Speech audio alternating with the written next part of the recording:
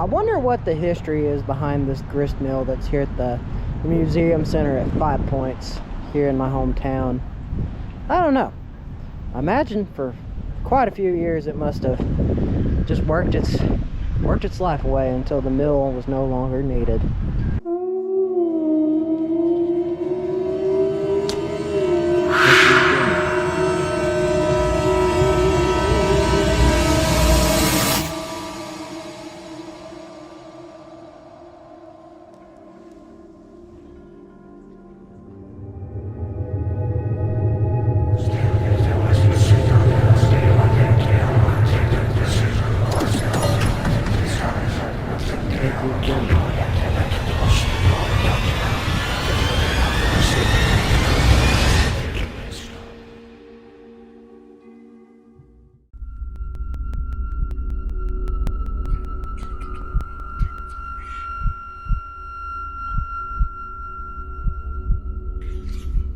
You go down a gravel path, lost in the shadows of the woods.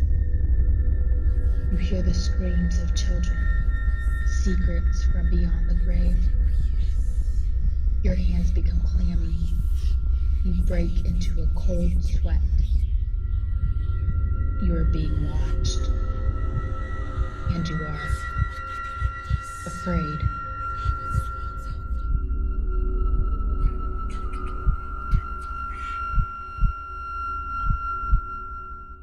What's up, you guys? Chet-Guthrie the Dream Poet here, coming to you all with episode 7 of Haunt Season 2025. This is my all-time favorite time of the year. It's where I tell all stories spooky, all things spooky, even haunted houses, haunted decorations. I switched and did things a little bit different this year. But this video, we are going standard haunt season. We are going to be telling some ghost stories. And in this video as well, we will be doing a paranormal investigation of the old Cleveland metal foundry that I helped clean up.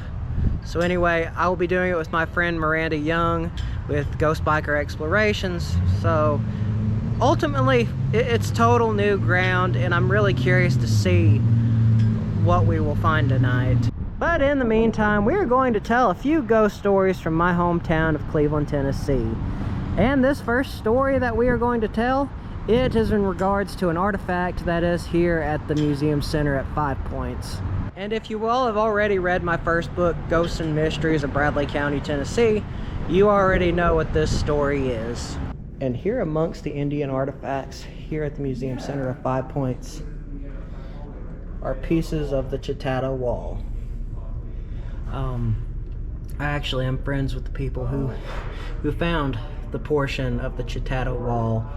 And if y'all don't know what the Chautauqua wall was, it was a 2,500 foot wall. It was about 3 feet high, and it was discovered by Isaac Hooper back in 1898, around that time. Anyway, many people believed it to be Paleo-Hebrew, but there are also a lot of people that speculate that it may have not been that, but an interesting story nonetheless. But the ghost story associated with the Chautauqua wall and the stones here is when my friends Nathan King and John Galley donated these pieces to the museum. The moment that they brought it in, all the electricity, all the they had a bunch of electrical problems with their computers and stuff. So pretty soon they asked Nathan to take it back, but obviously he didn't. But it honestly makes you wonder if it was by coincidence, or if maybe the story of the Chautauqua wall is something more that we don't quite understand. And speaking of ghost stories, here is the best known one of Bradley County, Tall Betsy, or her portrait, if you will. I think this is actually owned by Alan Jones, I think, or Bailey. I know Bailey's got Bailey dresses up as the witch every Halloween. It's a really cool experience. I did it on my channel a while back.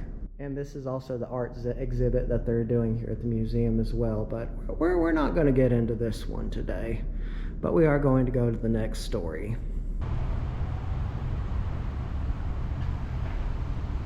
Now for this next ghost story, if you all have read my book, Ghosts and Mysteries of Bradley County, Tennessee, you all will know that this Circle K right in front of me is haunted.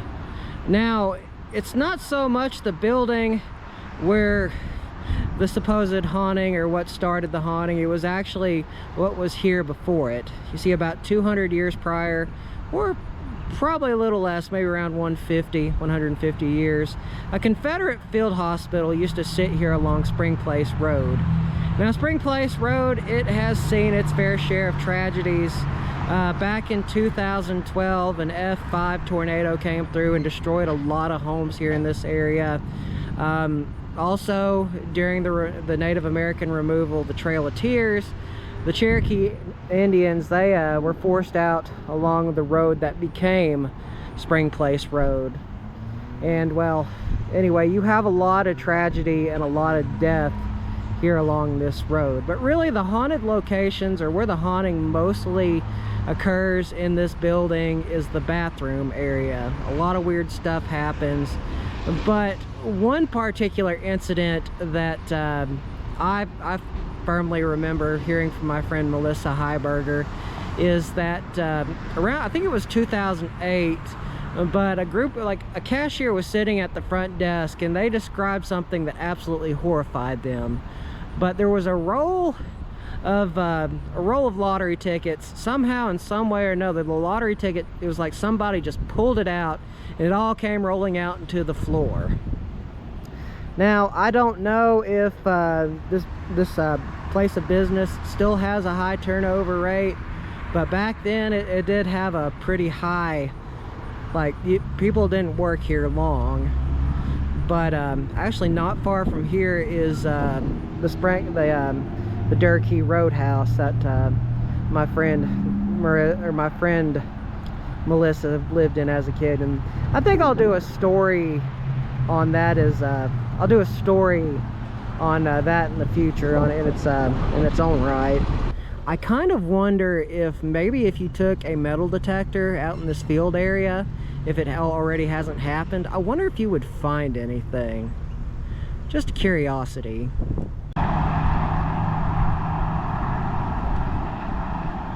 Now for this next haunted location, we have to walk down off this sidewalk right here, right off of Dalton Pike. And this ghost story is very special to me. Hearing this ghost story as a child is probably why I find the paranormal, ghosts, mysteries and such to be so interesting. And it was this house right here. This house right here is where my mom, her three brothers, my mama, and my papa grew up, or lived in for quite a bit of time. And the particular spirit that haunted this house alongside them, his name was Mr. Gates. Now, Mr. Gates, he and his wife, they lived in the house prior. They were actually the first owners. But Mr. Gates, while he was on his way down the road to see a family member in Florida, he got into a car wreck, and sadly he passed. Or at least that's what a lot of people thought he did. But no, my mom, my mama, papa, my uncles, they would leave this house, they would come back. Even though they knew the doors were locked, the doors would be unlocked, kind of like this door that's open right here. I'm pretty sure that the family that lives in this house presently, they probably left that door locked right there next to the laundry room. But that's actually another story. If you've read my book, you all will know that my mom, she was about to go into her room in this house right here. And the moment that she tries to go into her room, the door handle turns by itself from the other side. This scared my mom so bad that she ran out this door right here and into this washroom where my mama was doing clothes. And my mom, she's about 61 now. It still messes with her to this day. Sorry, I'm trying to talk while y'all can hear me while the traffic's going by. I guess that's the one issue with telling this story. But in my book, you all will see that I said my mom was 14 when this happened. It was actually, she was 11. I kind of messed that up. It was kind of like one of those afterthought things that my mom pointed out. But another experience that happened in this house is one night when my papa had gotten off from work. He worked at the electrical company. While he was sitting watching the television, the rocker sitting beside him, it rocked by itself. And again, that was one of the experiences that he had. But anyway, it was the ghost story that really got me interested in ghosts. It was this house right here. And now, you guys, let's go meet with Miranda. It's time to ghost hunt at the Cleveland Metal Foundry. Let's see if there is anything within its walls.